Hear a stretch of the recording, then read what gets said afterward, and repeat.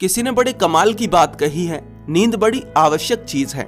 जिसे नींद अच्छी नहीं आती उसका दिन भी खराब जाता है।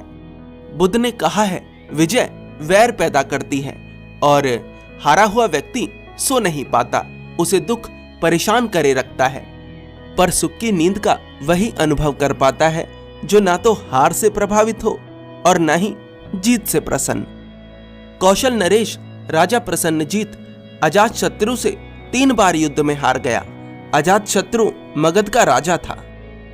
3 बार हारने के कारण प्रसन्नजीत चिंतित रहने लगा। चिंता स्वाभाविक भी थी। भला कोई साधारण व्यक्ति अपनी हार को कैसे पचा सकता है?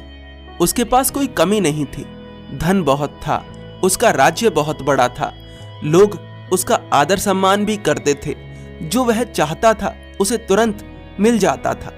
पर फिर भी उसके भीतर अशांति थी, वह दुखी था। जब हमारे भीतर दुख घर बना लेता है तो हम हर उस चीज के मायने खो देते हैं जो हमारे पास होती है। जिस चीज की कीमत होती तो है परंतु हमें उसकी कीमत नजर नहीं आती। प्रसन्नजीत ने 3 बार मगध पर हमला करा और तीनों बार हार गया। उसकी मनोदशा बहुत ज्यादा दुखदाई हो गई थी। उसका मन उसे दुख के सिवाय कुछ नहीं दे रहा था। 2 बार की हार को तो उसने जैसे तैसे बर्दाश्त कर लिया, लेकिन जब वह तीसरी बार भी हार गया तो उसके मन में प्रश्न उठे कि मैं कैसा राजा हूं जो एक छोटे से बच्चे को भी हरा ना सका। राजा अजातशत्रु की उम्र अधिक नहीं थी। वह राजा भी अपने पिता की हत्या करवा कर बना था। राजा प्रसन्नजीत के मन का दुख इतना ज्यादा बढ़ जाता है कि वह खाना पीना सब कुछ छोड़ देता है। पर ऐसा करने पर भी शांति कैसे मिलेगी? ऐसे करने से कहीं शांति आती है? ऐसे करने से कहीं निद्रा आती है? ऐसा करने से तो अशांति बढ़ती है। एक आत्महत्या कर रहे व्यक्ति के जीवन में शांति कैसे आ सकती है? राजा प्रसन्नजीत विक्षिप्त हो गया था। वह असह दुख में डूब गया था। बुद्ध के भिक्षुओं ने यह बात बुद्ध को बताई।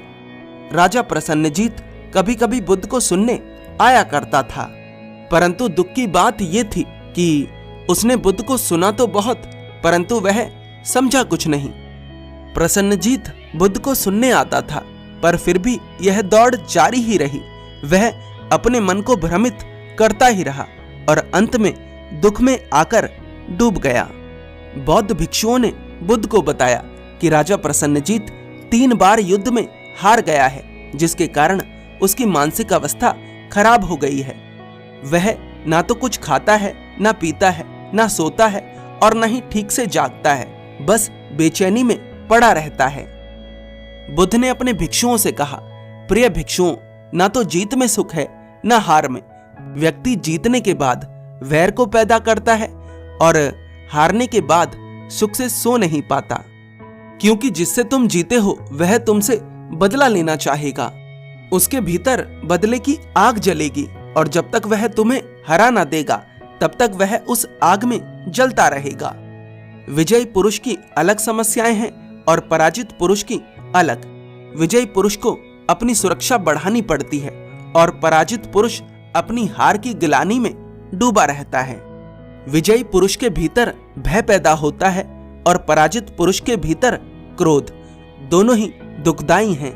बुद्ध ने कहा है, लेकिन जो उपशांत है वह जय और पराजय को छोड़कर सुख की नींद सो पाता है। उपशांत शब्द को समझना आवश्यक है। उपशांत शब्द का अर्थ है उत्तेजना का ना होना। उत्तेजना का अर्थ है हड़बड़ाहट। प्रसन्नजीत के अहंकार को चोट लगी थी, इसलिए वह सोचता है कि अब जीने का क्या अर्थ है, मर ही जाता हूं। ज्यादातर लोग अहंकार से भरा जीवन ही जीते हैं। वे उस जीवन को जानते ही नहीं जो अहंकार से परे है, और जो जान लेता है वह अपने भीतर आत्महत्या का विचार कभी नहीं लाता।